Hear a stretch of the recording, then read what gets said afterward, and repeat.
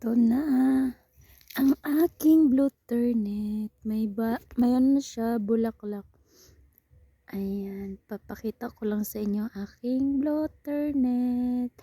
Ayan, may bulaklak na siya. Isa pa lang, pero ayan o. Meron na naman siya ulit. Ayan.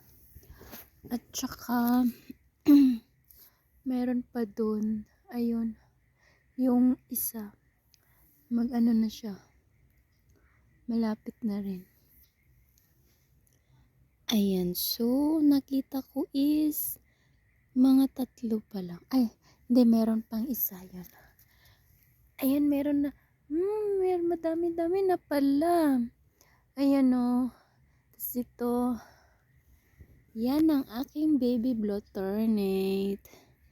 My baby. Ayan, ginawan ko sila ng bahay para ganito siya. Ganyan.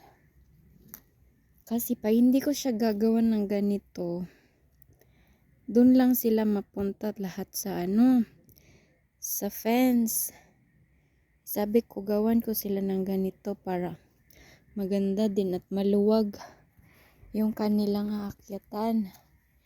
Ayan. Ang aking baby blue turnip. Ayan, so ayaw niyang umakyat. Dito ka, baby. Dito ka dapat, oh.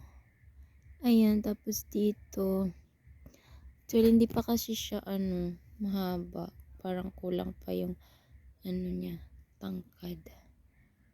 Para makapag-akyat siya dito. Ginaganon ko kasi sila para maano ba, matutong mag-akyat. Ayan.